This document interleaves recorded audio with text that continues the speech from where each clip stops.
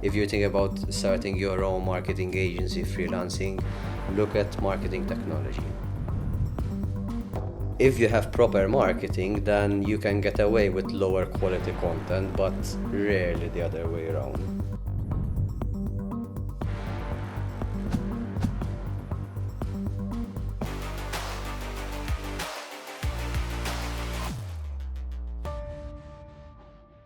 Matt, thanks for joining us. Thank you for having Welcome me. on board. Obviously, we have history. We've been friends for a while, and I'm glad that you accepted the invite to come on the show. Before we introduce kind of a bit of a sponsor shout out for us, as usual, that we do every episode. Bookie are one of our main sponsors. All of our other sponsors, like we have Sweat as well, and all the other sponsors that will come up as we go along. But Bookie are kind enough to supply a voucher to all our guests. So I will present it to you here, my friend. €50 on your next Bookia-based booking. Thank you, Bookia. Which, yeah, I mean, I use Bookia all the time, to be fair, as well. Not because they sponsor, but it's just super convenient to book. So It's the vault to having a good time, pero. essentially, I think Not just more sitting, what really gets me, not to go into too much to Bookia, but what really gets me on board with them, and what really like was something that when we were discussing, obviously then them coming on as a sponsor, is that they really make stuff easier for restaurants. Yeah. Like it's a headache that they don't need to think about, knowing that you have your own personal booking manager. True. There, True. And for- it's for sure. it's an investment you don't have to worry about. It becomes an afterthought, which is what they aim to do. So, thank you, Bookia, for We're sponsoring giving us. Ben a bit more than he paid for, I think. Now. Sorry, We're giving Ben a bit more a than little he bit. paid I for. think we're out of time on the sponsorship now. So, as if. But shout out to Ben and the team at Bookia. So awesome. So welcome on board. I think maybe just a quick intro of who you are and all that to our viewers. So, I'm Matt. My background is mainly in marketing. I'm currently the CMO at a group of company called Base Limited. They own various bathroom retail, hospitality and real estate companies. A few of them like Bathroom Design and Vivo. Okay. Many people are familiar with that. But before that, I was self-employed. I used to give fractional CMO services. So it's like, especially in Malta with the size of businesses around, we're mainly SMEs. Everyone reaches a point where they need someone to be taking good marketing decisions for them, right? That to actually get an ROI For sure. and beyond like, oh, this ad looks pretty. But it doesn't make sense for most companies to hire a full-time CMO. Some do, and to be honest, the person would end up with 80% of their time either wasting time or doing marketing management or executive tasks, etc. So it's kind of a bit of a waste of money and difficult to find someone at that caliber, to be constantly engaged in what you do. So what fractional services do, in my case, fractional CMO, is you hire someone to be your CMO for the amount of time that makes sense for your business. So it could be a few hours a week, few hours a month, but then you have that decision making sorted and your marketing being done properly, if I could say so myself. I think the term fractional is getting more and more accepted. And honestly, when I went self-employed, and I was like, what am I going to be doing and how? And I remember looking at your profile, and I was like, that's what I want to position it as. And obviously, I went into the COO route because I'm an operations guy, always have been, and I think I will be. And it's very similar. So it's very interesting that you mentioned that if you hire somebody full-time at that level, it very quickly can become, you almost lower the quality of the person's input. Of Because they course. spend more time, so they get entrenched in stuff that they shouldn't get entrenched in. Of course. You, especially if that person is genuinely Passionate about it. trying to be engaged, they would like to be kept busy. They'll end up being busy with the wrong things, you know. Just bloated work. Plus, there's also the motivational aspect and the growth, you know. Like, the more you do of something, the better you become at it. So if you're not doing it, you won't evolve as a CMO, you'll evolve as something else, which is probably what they would actually need as a company, let's face it. It's super interesting. You are the second CMO now we've had. Our first CMO was Stephanie Fitani. Yes. from 9H as well. We'll link the episode here as well if anyone wants to. Here or here, not sure. So Joel will have to sort it out for us. Where? Just here. Click here for the next episode. Jesus Christ. And it's so interesting because I work with a fractional CMO for one of my clients, one of my main clients as well, of which I'm a fractional COO of. We cross beams a lot in terms of kind of what efforts we make, and I think it's important because the operation needs to sustain marketing efforts, absolutely, and vice versa. And I've seen firsthand the transformation a fractional CMO can bring. And I think you said something really important, which is like marketing for small business oftentimes stops at the graphical aspect of it, of this is how we look, this is our brand design and our brand identity. But more often than not, that's a secondary, if not tertiary priority. I would call it a superficial side of marketing, you know. Which really doesn't really make any... Well, it does. No, it does. Long-term gains, I know, think. content is king. That is true. But it's not the kingdom, you know. There's a lot that needs to go on underneath for that to actually work. Like, if you have proper marketing, then you can get away with lower quality content, but rarely the other way around.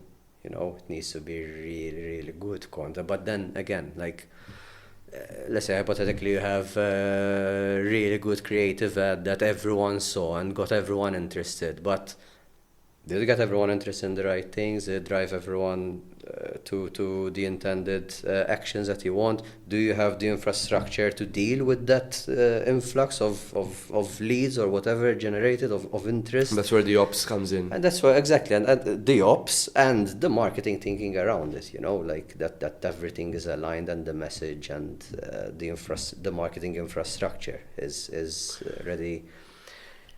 It's cool, huh?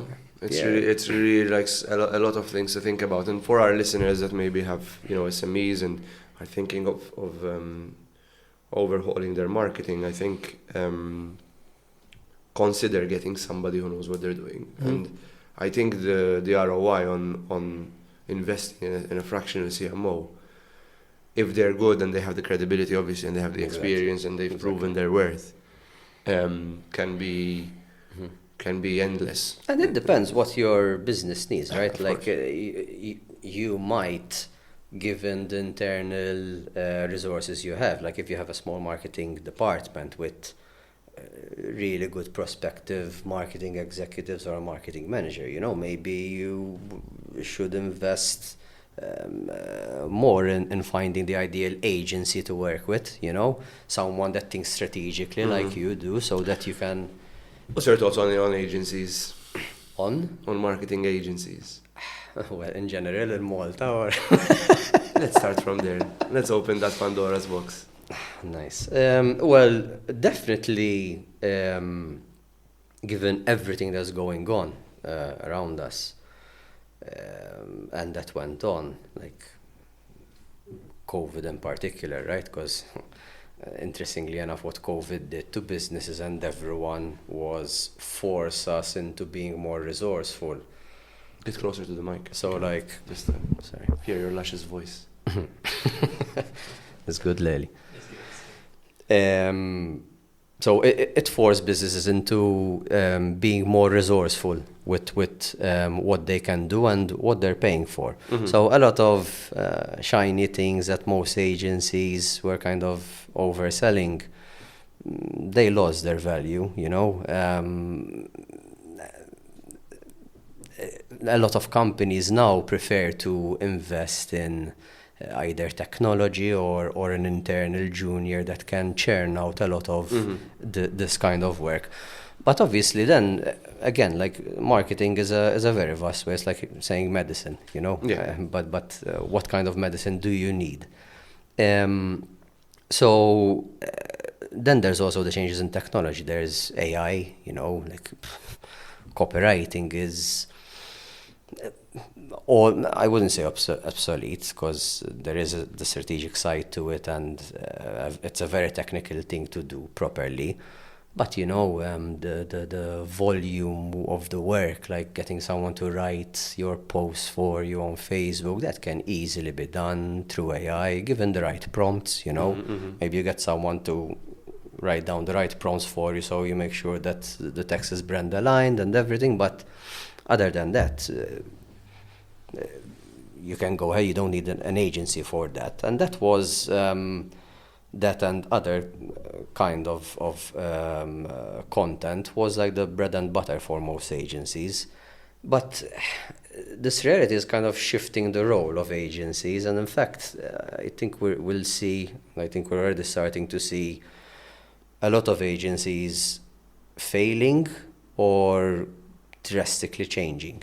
You know, I think the new direction that marketing agencies should evolve in is the MarTech avenue, which is marketing technology, which is different from development and IT. Obviously, you're not creating and coding systems, but you are integrating the right platforms and engineering communication for each platform, and managing data, you know, the collection of it, the analysis of it, and then the optimization of your communication.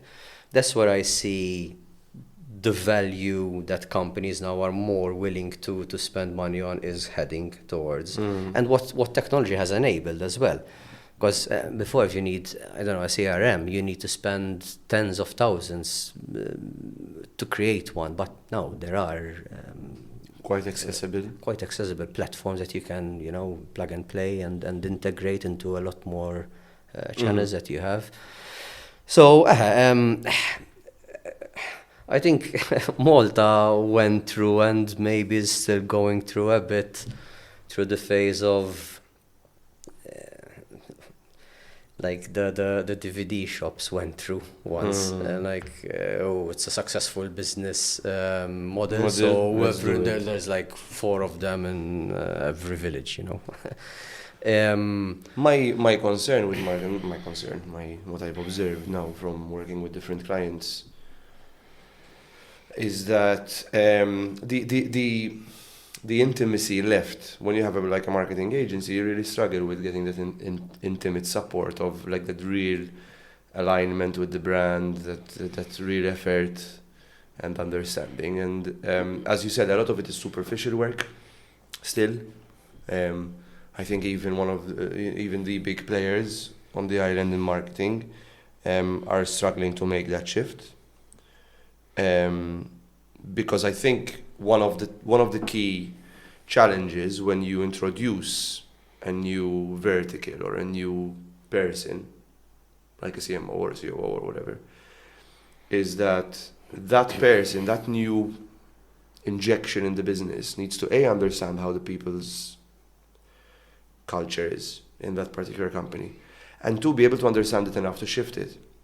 Now, when you're in an agency, when you're just plugging in and out, and you're providing a lot of superficial work, regardless of how good it is, it's really tough to be able to shift that culture to align with it positively. So what happens? So you're making a lot of effort from a marketing standpoint, but just people are just not on board. They're not even understanding what you're doing. They're not understanding the impact. And as a marketing agency, do I want to teach my client what I'm doing? Now that's a tough question to answer, because in a band, yes, because I want them to be aligned with what I'm doing and understand the value of it, and in another band, no, because I don't want them to like be able to do it on their own, because otherwise why am I needed? I don't think if you're a successful marketing agency, I don't think you should feel threatened about and that was going to be my next point. Autonomy, you know, your client's autonomy, because in reality, if they learn to do a level of marketing, you know, that is closer to the base level than what you can actually do themselves, that also gives a lot of opportunity for growth at higher value levels of marketing that you can work together with, that you'd probably enjoy more as a marketing agency. But you mentioned a very important point about the intimacy and the understanding of the culture of your client and of the agency, and that's what I like to call brand alignment, right? Yeah. And this is one of the fundamental things, in my opinion, that separates the successful marketing agency, or those that will be successful, to those that are doomed to fail, which is brand. I mean, I spent 5 years of my career working with one of the leading agencies in Malta, Switch. I learned a lot from them, and like one thing I actually started to understand was how fundamental brand is. Like when I say brand, I'm not talking about the logo and the visuals. Again, that's a very superficial level of brand. It's like saying, I don't know, you are the clothes you're wearing today. You know, you're much more than that, hopefully. Well, even biologically. I think Stephanie. When Stephanie was here, we talked about brand as well, and she did say like brand is how a person feels when they see or hear your company. She was mentioning like the values, you know, how you do things and why you exist. This is, it's even fundamentally important in a human being, right? And why do a lot of the SMEs? Right, so I notice it, and we're going to delve a bit into the local aspect, because I mean internationally I think we're a bit behind when it comes to the SMEs and how we think. But why? In what sense? Sorry, because I kind of jumped the gun there. So why do SMEs not understand the power of value and reputation with brand? And I think I know the answer to this question. My theory is that there is a lot of, because SMEs are constantly focusing on surviving and growing at the same time, so focused on the day-to-day that we don't really see the bigger picture of why do we do this, you know? The answer is most likely is because we want to make money, which is fine, but money doesn't make you fulfilled or as a human being. We all know that. I think that's a clear conclusion from histories and years of people not being happy with just money. It can help a lot. It's great. Money can open a lot of doors. That's perfect. But I think the purpose and the value of how you contribute to the community and kind of how you build great experiences for your clients and your customers and how you interact with the community is also important. And that's where the branding lacks in certain SMEs. And we see the difference between companies that explode in growth now, locally, and companies that stifle and companies that end up dying a very slow death because they choose not to change that value. The thing is, I wouldn't say SMEs don't understand the value of brand. They probably do, but most of the most common challenge that we came across was businesses' ability to articulate the brand and their values and the value they see in their. Like, if you can't articulate something, does that not mean that you don't understand no, it? Exactly. Doesn't mean that you're not living it, but then the challenge becomes an issue when you're growing and like it's no longer you and your business partners who understand.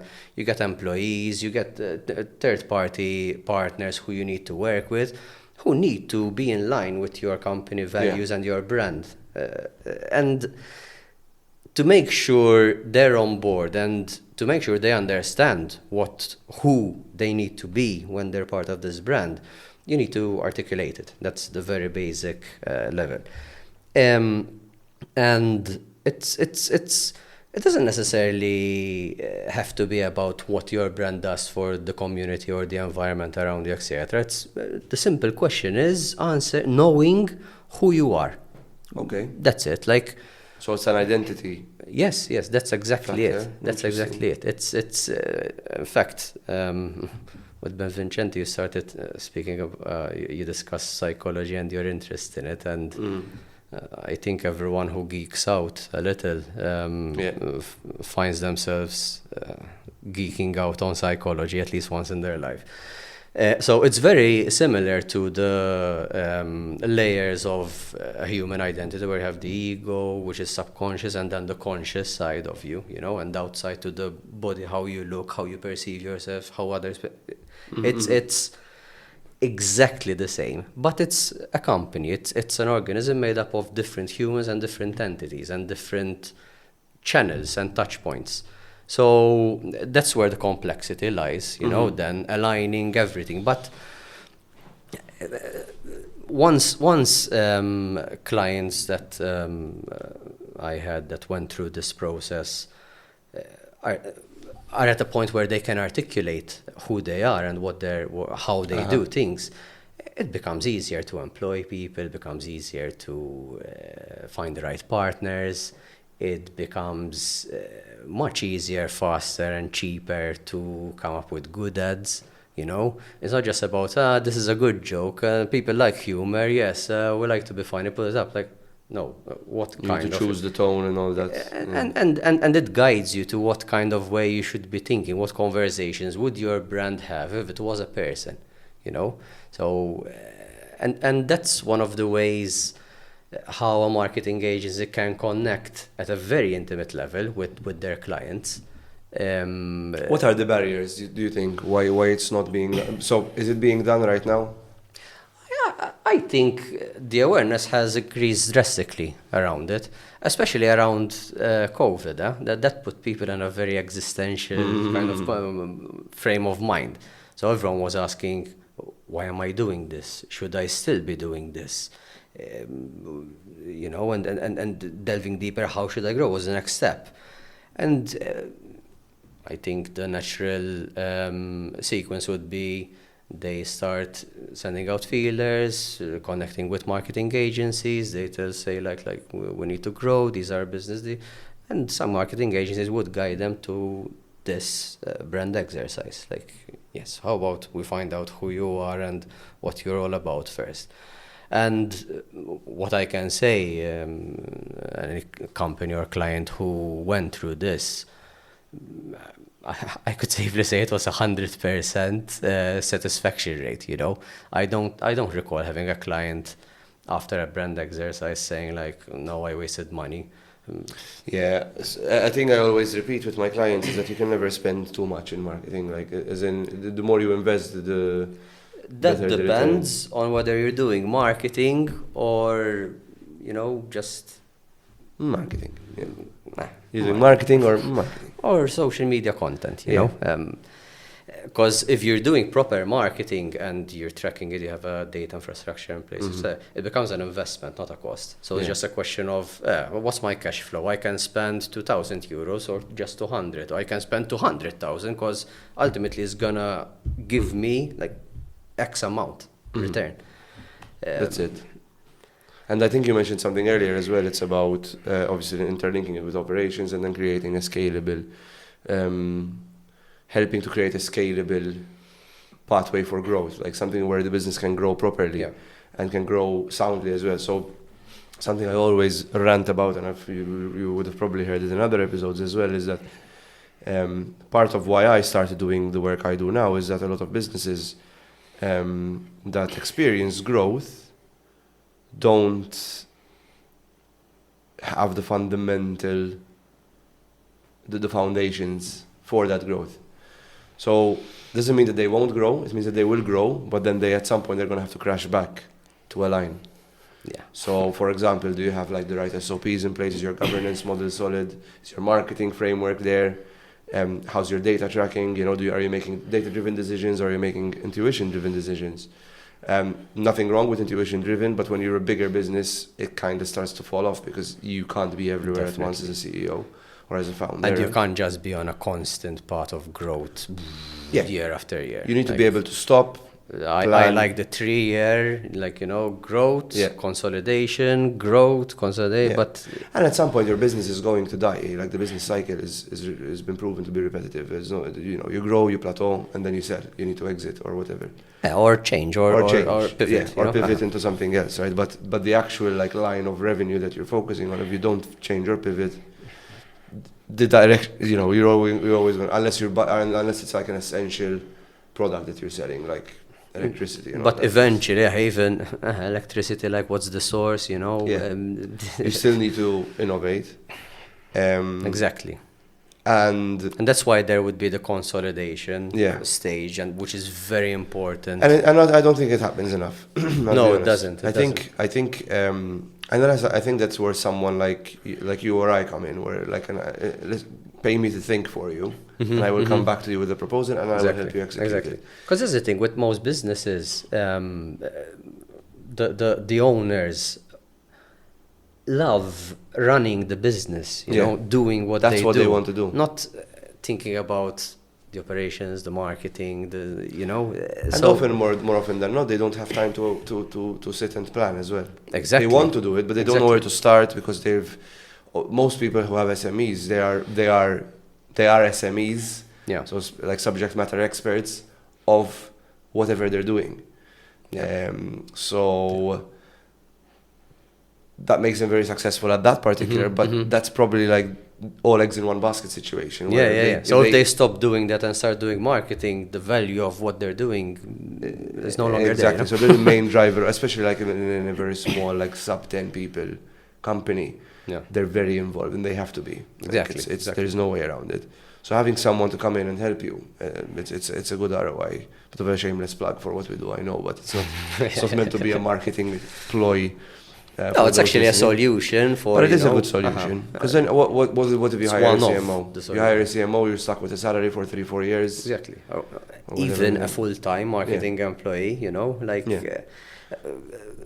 one of the things I had to do with some clients as a fractional CMO was help them build a kind of structure where they can churn out the content that they need to be churning out as automatically as possible, So we set up the channels that we believe we'll need. We'll look at email and social media. We look at the frequency of communication that they need to be running, and the sources that can help them create that content with minimal resources, know. So it doesn't mean that working with a fractional COO or CMO, whatever, is an ongoing cost. It can be just a one-time investment, like a brand exercise or building the structure. And most of the time, that's how I start working with clients. And then they realize, actually, I need to stick around for a bit longer, And especially when they see the growth, because also the growth means that they can afford it. I mean, at the end of the day, it's a lot of things I repeat when I'm talking to clients is that I'm not pulling anything out of my ass here. This is all based on research and science and proven methods of work. So I'm not coming up with this as I go along. These are all things that I've researched, or I've experienced, or I was able to implement in my past experiences within employment, whatever. And I know it works. This is not an if, it's a when, and if it's done correctly. So if it's executed in the right way, if people are on board, it's a no-brainer, And people tend to understand that a bit more at some point, because you're always going to get pushed back sometimes with certain things. But I also think in Malta specifically, there is a bit more respect to at least marketing, right? Yeah. I think right now, actually, the discipline that's going through what marketing went through in the early 2000s, late 90s, I would say. That meant that anyone can do this job, it's monkey work. I think HR are going through that right now. It's HR is just payroll, and people come to me with their problems, and that's it. But I don't think companies look at the people and human development aspect of HR, and that's where. And don't forget, most SMEs in Malta, we're not in the manufacturing and tech machinery industries. We're in the services industries mostly. So humans are a very important. It's a big resource. That's the resource Malta's economy sells to foreign investment. That HR is a redundant function is a common trope. Exactly. And sometimes it is in certain aspects. I think, but the thing is with HR, it's like marketing. It's like operations. You get levels. Yes. You Yes. You can slap an HR title on someone who has zero HR experience and they can do HR. Exactly. They will do it at a very basic level. HR. But they will do it, and they will still do it. But they will do it at a very basic level.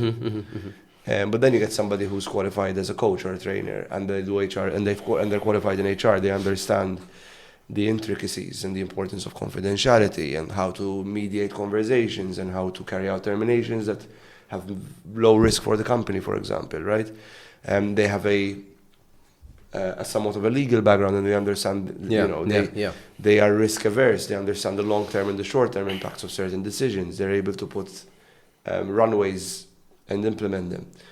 So then, so those are your good HR business partners, right? So I do some HR business partner work myself, even though I don't hold any official HR qualifications. I'm still HR trained. I would say I have a very strong understanding of HR, and if I don't, I know where to look. Exactly. Yeah. And it's not about qualification. I mean, we had this discussion before. Qualifications the podcast. Are nothing. Fuck academics, It's you can learn anything you want to learn through experience. Ask the right people. There's infinite amount of information and data online. ChatGPT, is enough. Like literally, you can just say, I'm an HR representative. Use this website.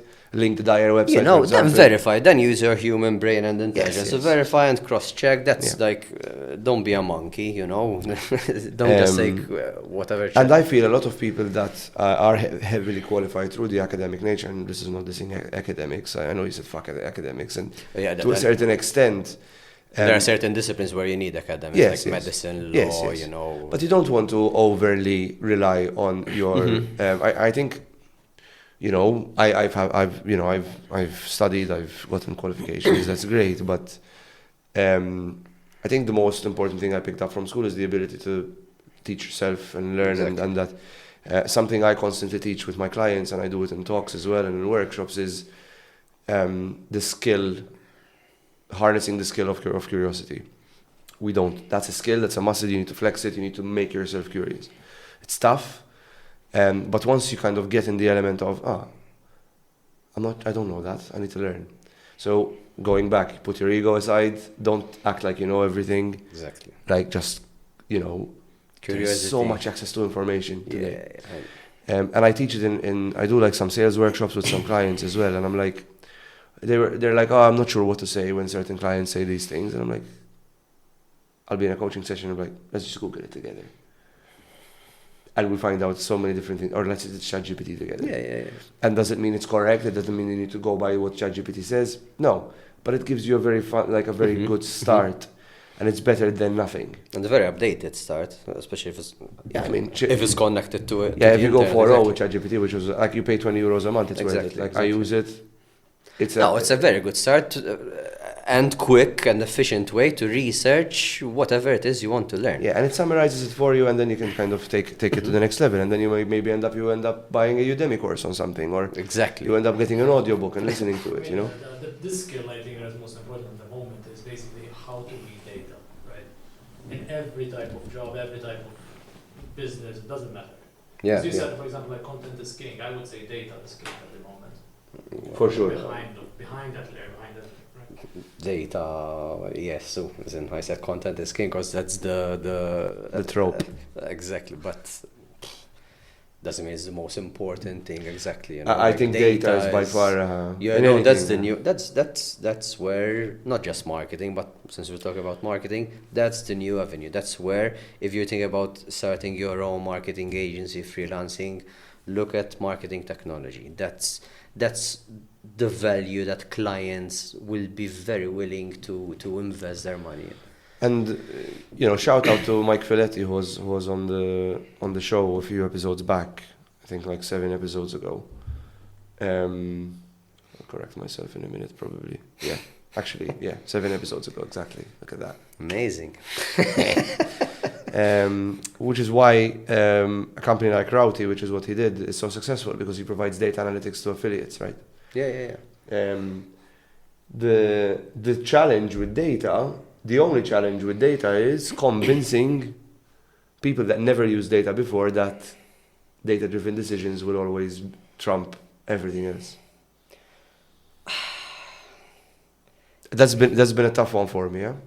I always end up convincing them, but it takes a while. Why do you think so?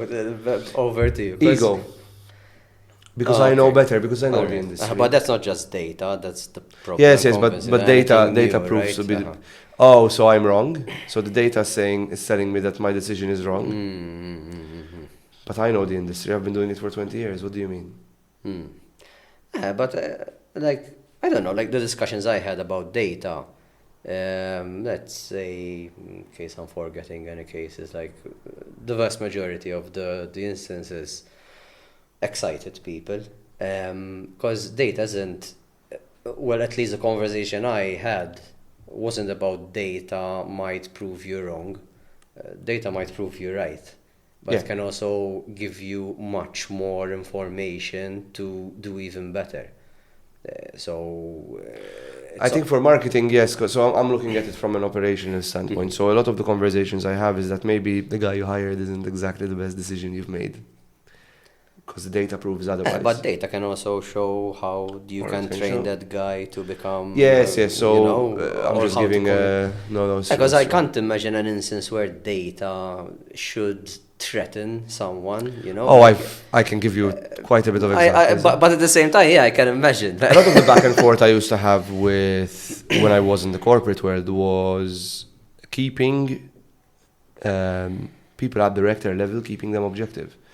Because they would tend to use the data to almost twist the data to align with their agenda to show how good they're doing, and I'm like, but you're not, though. Yes. So in corporate sometimes there's a lot of internal politics, and a lot of the time it's about showing your worth as a director or as a whatever your role is. It's like, oh, please don't make me redundant. This is what I'm doing, and this is the impact. And what happens is that the data, you can find ways to make the data work in your favor. Like if you're smart with data, you can easily manipulate data, or maybe like let's say we shorten the time span of the data pool. We eliminate some of the factors and justify the elimination of said factors. And then you say, oh, look how good I'm doing. Look at the data. It's up or it's down, whatever the target is. And me being the guy that was providing all the data and was collecting the data and packaging it and parsing it together, used to say, oh, but no. So I had to be the guy and be like, actually, you're wrong. But having to teach correlation and causation, for example, to people who are way more higher up in the business than me, and I'm like, what you're doing is you're trying to find the connection between the two, but there's not really any connection. And I think that stops, for those listening, if you are in that position, be very careful, because it stops you from thinking outside the box and sometimes introducing variables and factors that may impact your decision making, because the data is already now skewed by your lack of objectivity. Yeah. And that's what I mean. That data is powerful if it remains objective. Well, I'm gonna use the age-old saying, it's like having a knife. You can use a knife for good to spread your butter, or you can use a knife to whatever. Data is the same. Data, obviously the first thing that comes to mind is data is objective, but no, data can be very, very, very subjective, especially if you show part of the data. We look at politics. We see it exactly every day in politics. Like with not showing data is also a part of the manipulation of the truth. So. Yes, I'm not saying there aren't challenges in running data-driven decisions effectively and objectively. Me, in my experience, I didn't meet much resistance in the understanding of the potential and value of data. That's what I'm saying. But yes, then it's a whole different ball. Like running it and convincing someone to look into it are two completely different stories, you know. It's very interesting. But you mentioned curiosity before, and like that's one of the values. Like if I was a brand, that would be one of my values, and that is a value I look for in employers, clients, partners. Like if you don't have that, we can't work together. I can't stay engaged for a long time. Let's put it that way. Do you think we struggle as a people to As humans, isn't? Because I was looking at it from a local standpoint, but as human beings as well in general, do you think that we struggle to stay curious when we are So when I say we, I don't mean me and you, because we're freelance. We have to like if we're not curious, we are dead in the water. If we're not constantly learning, our value diminishes over 3 months. Yeah. But when you're in a business, and I see it in my friends, some of my friends as well, that they're just comfortable where they are. They don't want to like do anything. So kind of their curiosity automatically just dies. Well, there are different levels of curiosity, right? Like from the literature I read and the podcast I listened to and everything. It's human nature to be curious. Like even if you're walking in a park and you hear a rustle in the bushes, naturally you want to know what that is, you know. So curiosity is it's biologically etched into us, you know. It's very, very, we express it all the time when we're kids. So yeah, kind of that's why it's kind of important and valuable to keep that kid inside you alive, you know, to be constantly curious about life. But I find, well, all the interesting people are curious, you know, and be it in what they do, in life in general, etc. But I think humans lose curiosity when they lose sight or have no idea what their purpose is, you know. I think it goes hand in hand. Yes. And like if you're just here to wake up in the morning, drive to work, do whatever you need to do, and go back, get your salary, go to sleep, repeat, you're in a monotonous life and in your comfort zone, which will make you very uncomfortable. And I think COVID has really made us aware of that. There's been a spike of people going freelance because employment. Why? Because as soon as COVID hit, there was so many redundancies, so many like furlough, and people were like, I can't rely on this company anymore. And that's proof that, like, I used to say I would never be self-employed. Like I need to be employed. Like if I'll ever do that, I'll write a book. I'm too lazy to write a book, but I did it, and I can honestly say if I did it, anyone can do it. And COVID proved that, because COVID put everyone in an uncomfortable situation enough to act, to bring out that creative, curious, entrepreneurial side of them. Entrepreneur, because, you know, one of the main challenges was the economic side. So I'm not making enough income. So how am I gonna make up for that? And you'd be surprised how creative and resourceful we can be as humans. For sure, especially when you're put in a tough spot, eh? Exactly. Unfortunately, the narrative during this past decade is mostly negative around what it means to be human and humanity, right? Like we're depicted as this cancer that's killing this planet, and that's all we are. Not saying we haven't been or aren't being irresponsible in certain aspects, but it's beautiful to be human, you know. It's we're the species that has the most agency on this planet. Because we're aware of our mortality, yeah. Well, one of the reasons, yes, and like a super developed brain and level of thinking, you know, and most of us anyway. Most of us. Yeah, well, yeah. I think, like, going back to curiosity, for example, for me, it is the biggest key marker of when I need to move on from something. When I am no longer curious, I'm like, it's time to start thinking about moving on. I loved my job with HSBC. I wouldn't have done 14 years there if I didn't, right? But towards the end of my career, I was like starting to get really, like the last 2-3 years, I was like, this is the twilight now, I can feel it. It's like I'm not curious anymore, I know what I'm doing. I'm kind of using all of the experience I gained in the last 13 years or 12 years to help others, which is great, excellent. But now I'm limiting myself in a box if I stay here. So when the opportunity came, obviously I took it. And what did you do? Like you were looking for opportunities? So I was looking for opportunities and naturally, right? Like you were naturally sensitive to other opportunities. Exactly. And then I left, and then I got a full-time employment. And then again, I realized I was like, I'm just gonna if I stay here, I'm just gonna do the same thing I was doing before. That's so I can't understand how. I can understand. Yes, there are even unfortunate circumstances one can find themselves in. Of course. And I'm not trying to diminish that or say. No, of course. But naturally, we're meant to be curious. If we're too comfortable, we're not meant to be comfortable. Even though we look for convenience, a lot of convenience, and a lot of comfort, so to pamper ourselves. But we're not meant to live in a perpetual state of comfort. That's. Oh, don't get me started, because I wish we were. But I'm addicted to being uncomfortable now.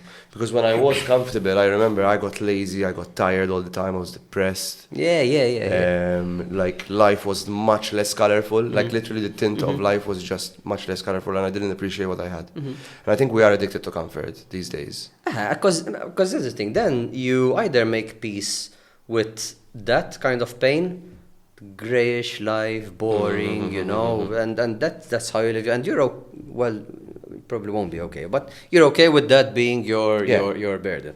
Or taking the other route, which is taking the risk to change, pivot. The exciting side of it also depends on what kind of person you are, like some people are let's face it, a lot of humans are also much more stable than I am in terms of like they find purpose and value in the same thing. But I feel that those people are also, I can perceive it. I perceive that they are trapped and they don't even know it. They are in a prison of their own making.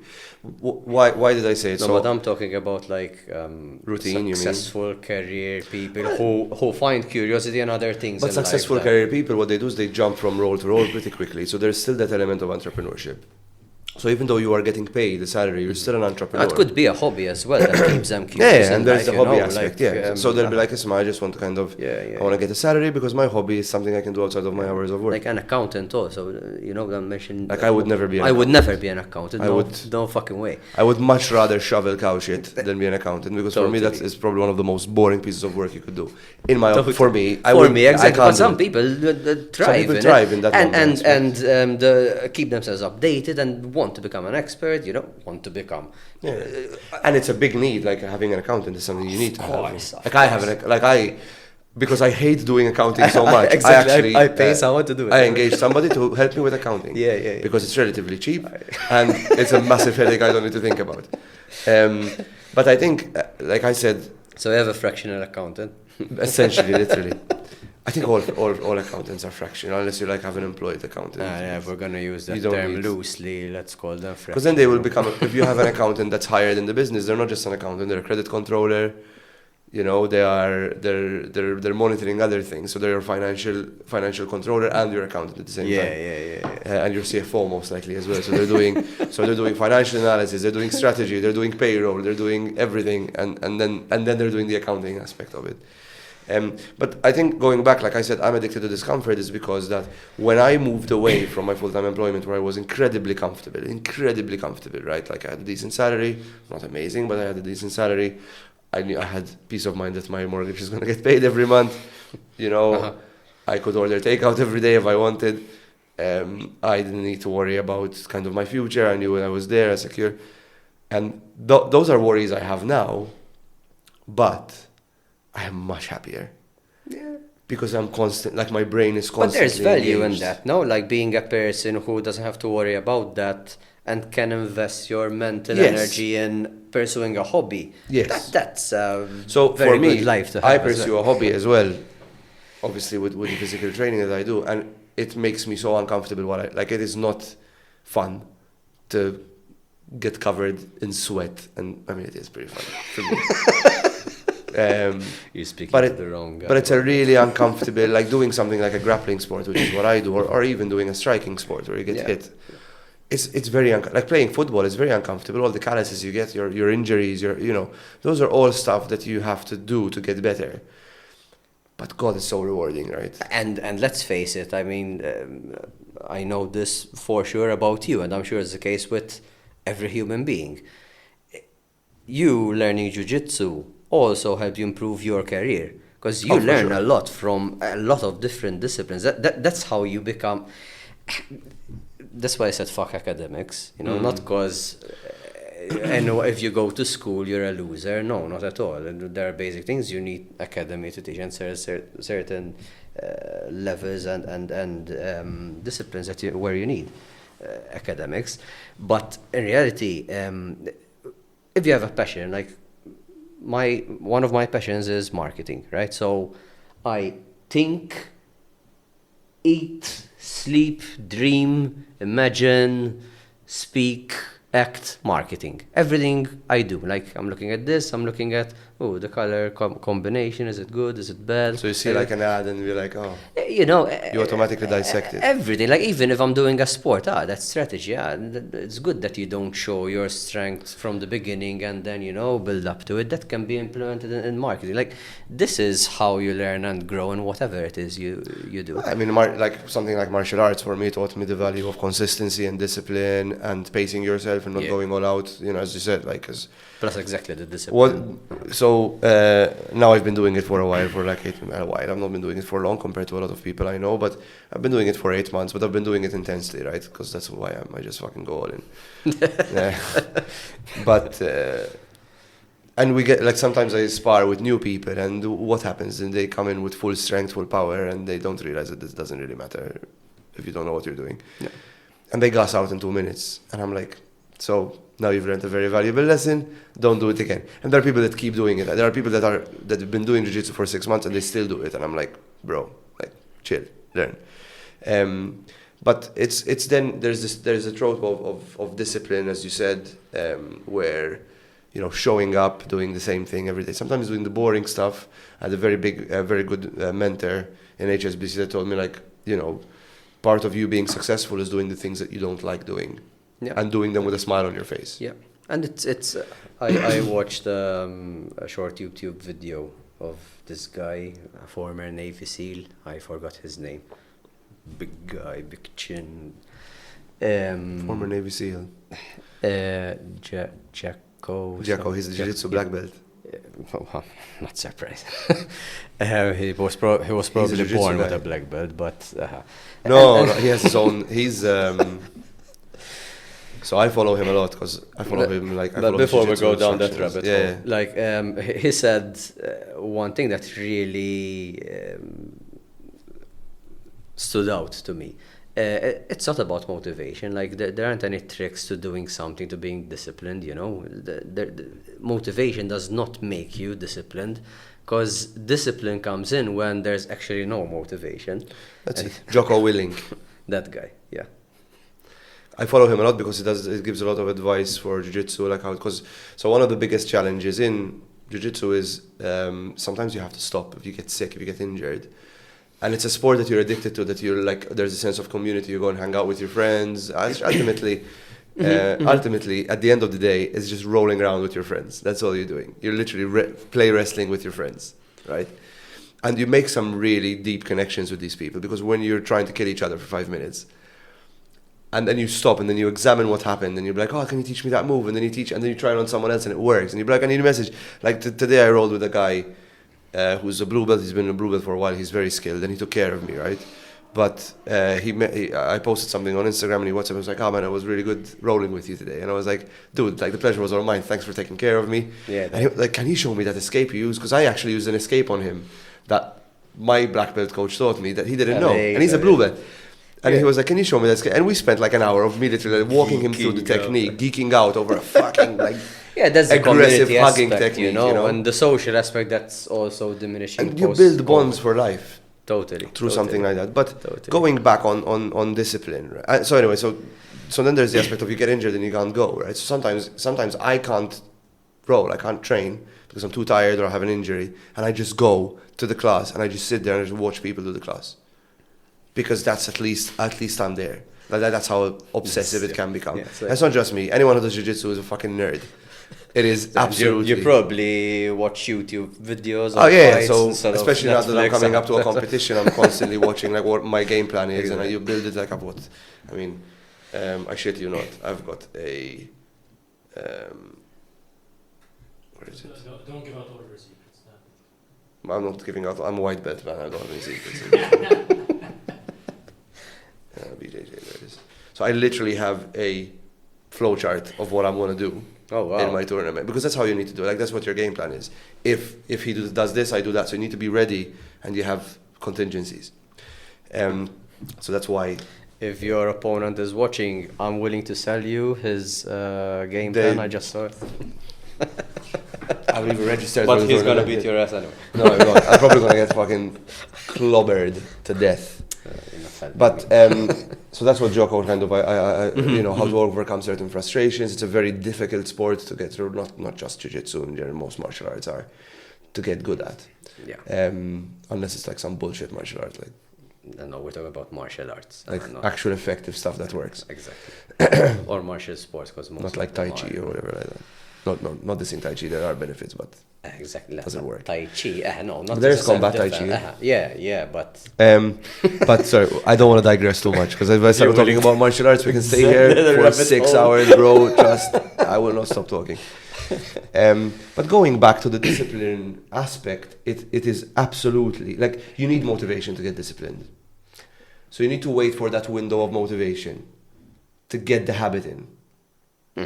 You need a week of motivation, which is what usually happens when you start the gym, when you start a sport like jiu-jitsu.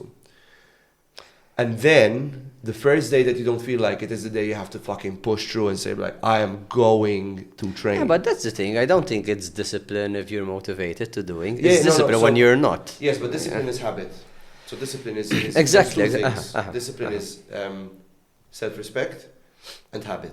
Yeah. You need motivation to start, Yes. right? Yes. But the momentum gets there. So you get momentum through discipline. Example. I coach a lot of people. I coach about 20 people a week, 20 clients a week, and I do one-on-one coaching with them.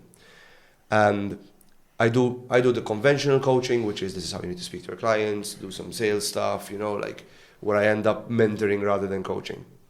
But a lot of people also struggle to discipline. So a lot of people come to me and are like, I struggle with my discipline. And I'm like, okay, so do you have a plan? No. Have you actually sat and do? So more often than not, the next session, I tell them, let's book an hour and we'll do the thing you dislike doing the most that you want to get disciplined at.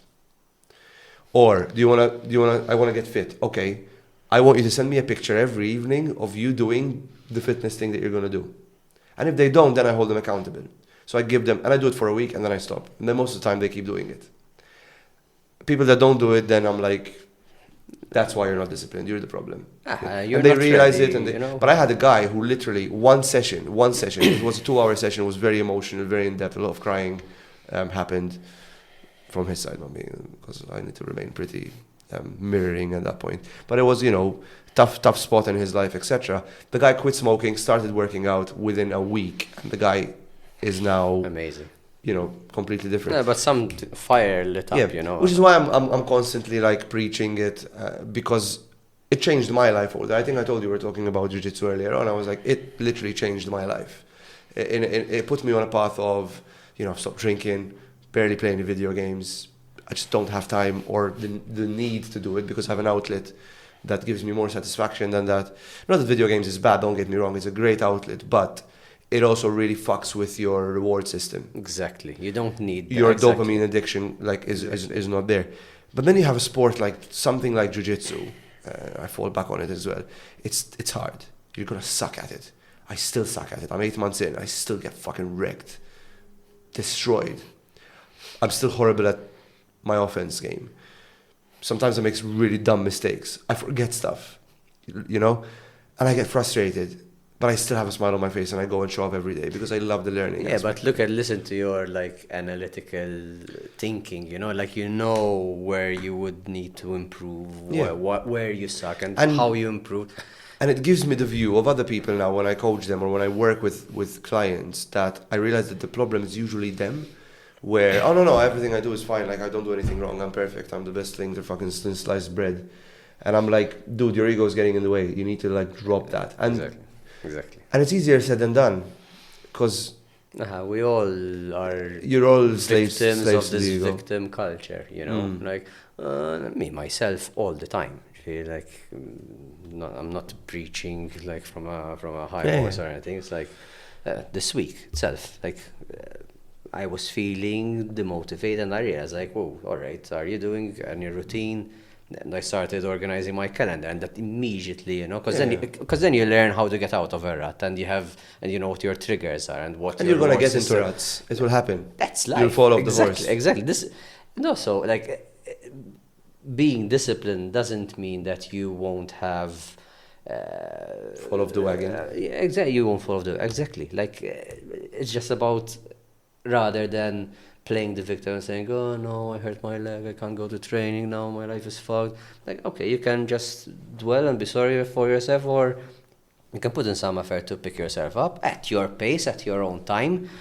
This is also another thing like we discussed earlier. I'm not a fan of this hustle culture, you know. No. Fake, like, no, you need 80-hour work weeks, otherwise you're not, like, no. Your own pace, your own rhythm. You need to work with the own pace and own rhythm. I understand that. That's kind of having that like work-life harmony, which is interesting. But But even this, like sometimes you need to take your time and feel. Yes. Down, you know. I am a big believer of sometimes I just stop paddling for a minute. Figure out what you need to do. Exactly. And then paddle in the right direction. Exactly. So working with intent versus working bloated busyness, I call it, just to be busy. Most, like 90% of the work you're doing is mostly redundant if you're busy all the time. If you're busy all the time, you're doing something wrong. Like, don't get me wrong, I'm busy all the time because I'm juggling clients, but I usually leave a pocket in the afternoon where I don't have anything to do, where I can sit down and think. And be like, oh, how am I going to approach that thing? And so I'm still working, but I'm thinking. There's intentful going.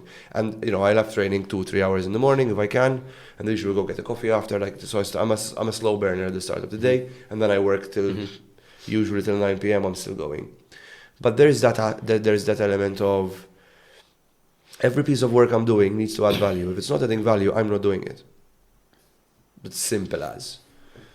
Simple to say, but to get to it. But like the way I propose, so I do workshops around the hustle culture, like bury the hustle, right? So I was very inspired by somebody called Hannah Ubel. She runs the Good Consulting Company. I had worked with her, got her to do a talk for when I worked with HSBC.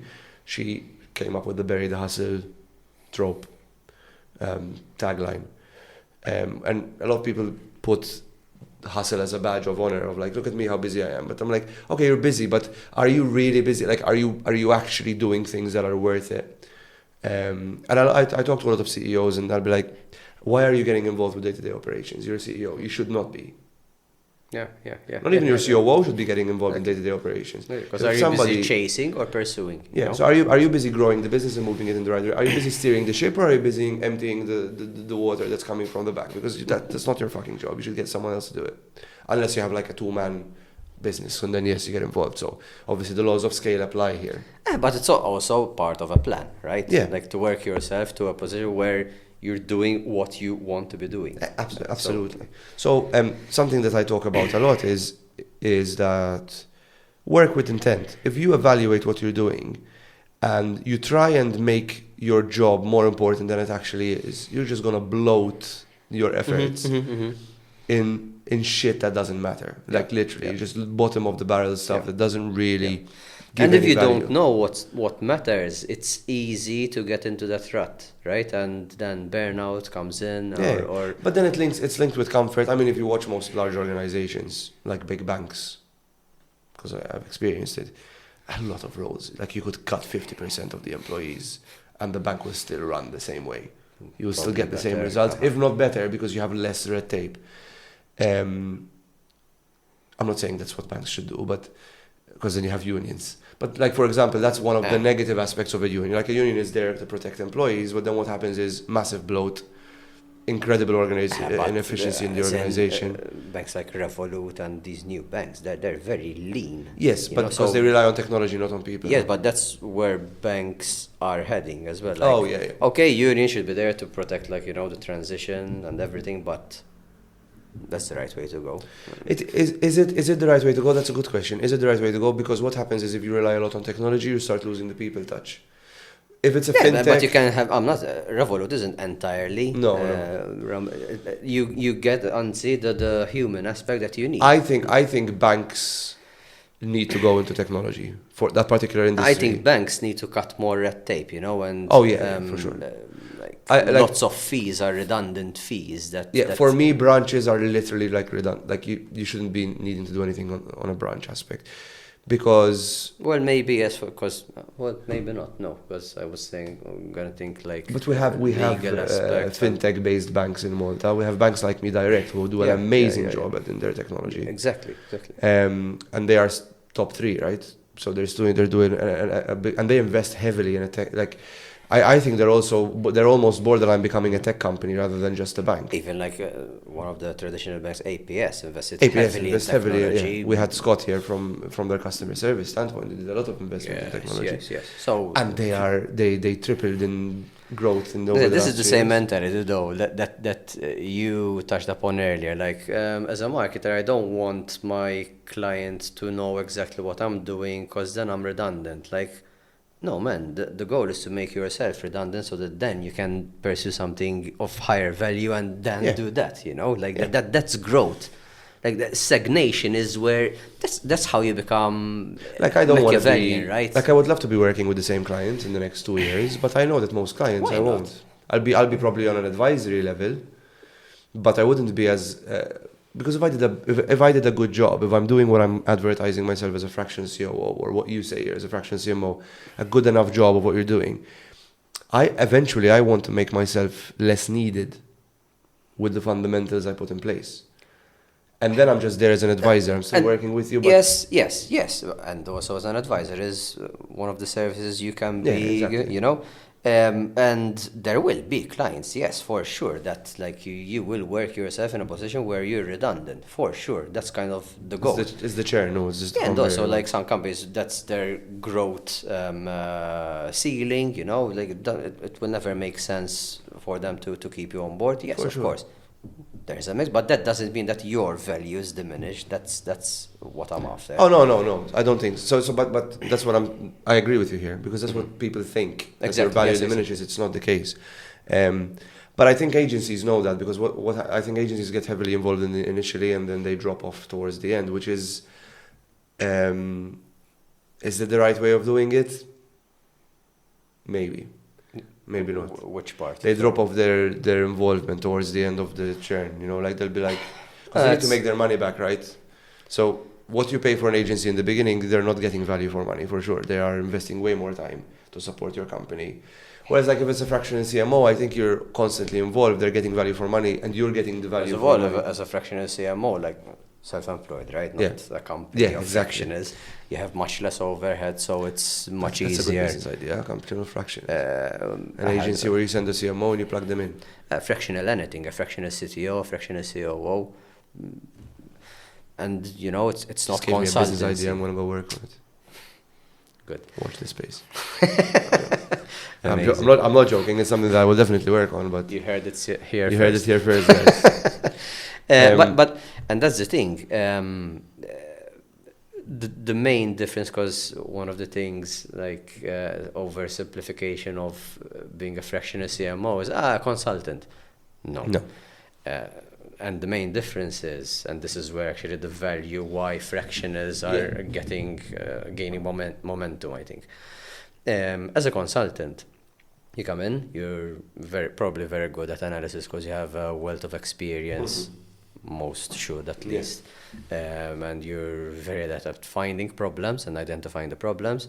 You're also, given your experience, can also give like a plan on how to solve these issues. And then you fuck off. Then if... You're a fixer for hire. As a consultant, as a fractional. As a fractional, you're there, you're involved, you're building it yourself. You're acting as a CMO, like a chief marketing officer of that company for that amount of time. Because for me, consulting is you do the fact finding and then you issue recommendations, and that stops there. Yeah.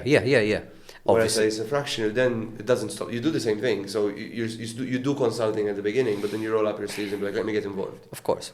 There's always the stage of analysis, and feasibility planning, and obviously the what do you call it? Forecasts, projections. Definitely, that's also things that a consultant does, but it doesn't stop there. Yeah, and I think it's the world will head where fractional work is going to be more and more. Why is it growing? It's growing because it works.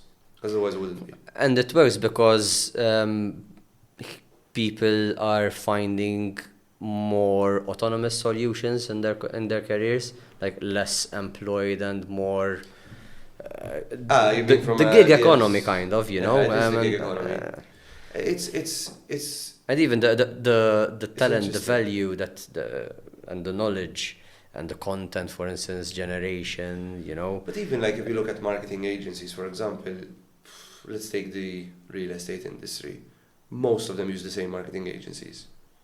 So what's happening? If they use what's happening? If you suggest an idea to a marketing agency, there's nothing stopping them from using it with your competitors as well. But you mentioned an industry in Malta, especially. Yeah, which is blooming, and they will.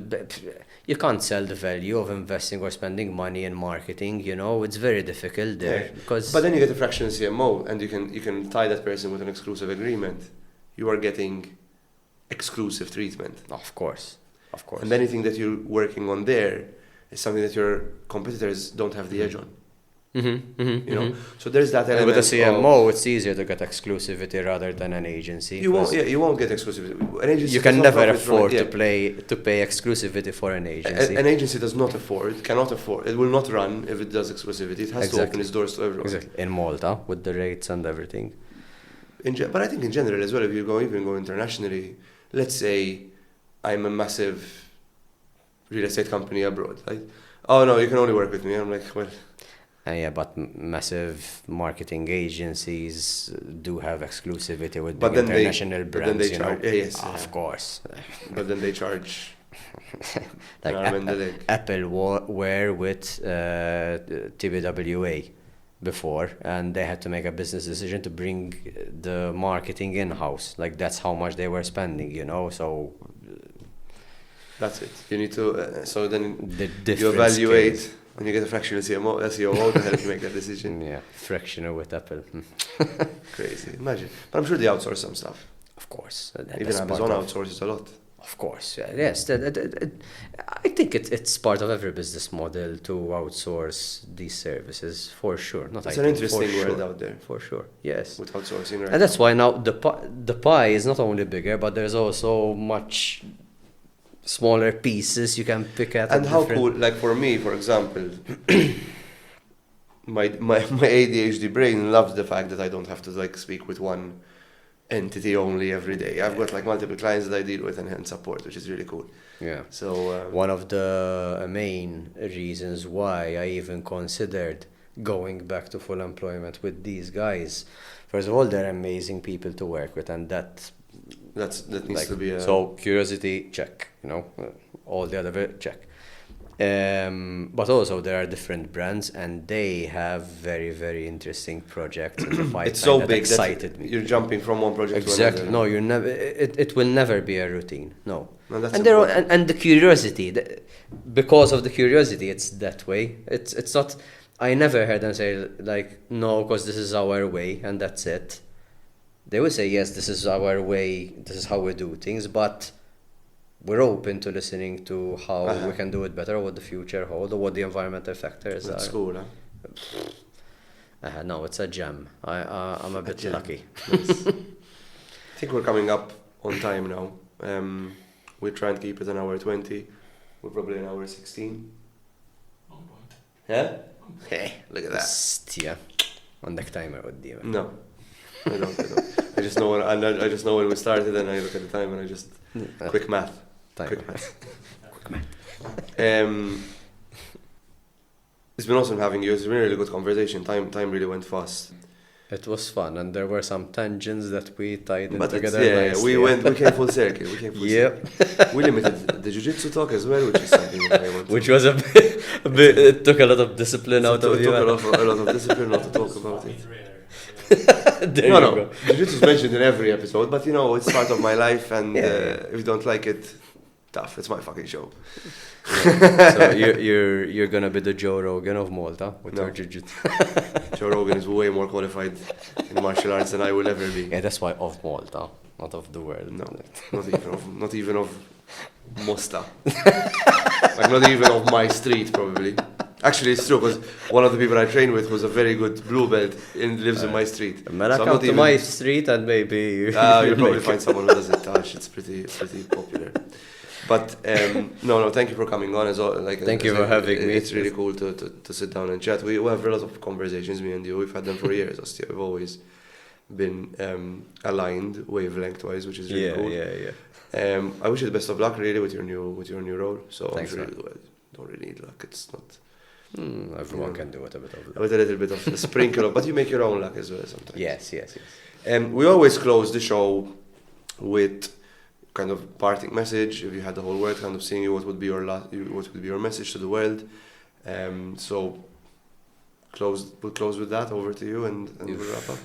My message to the world. If you had like the whole world watching, what would be your message, your phrase?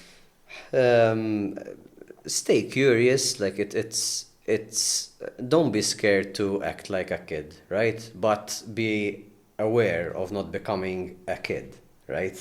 Because that's a really fine line that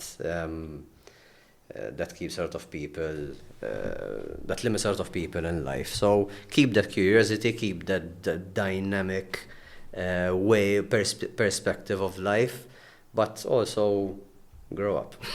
Hey, look at that. And with that, we will end the show. Thanks for coming on, man. Appreciate it. That was Thank you for having me. Really good conversation. It was awesome. Pleasure.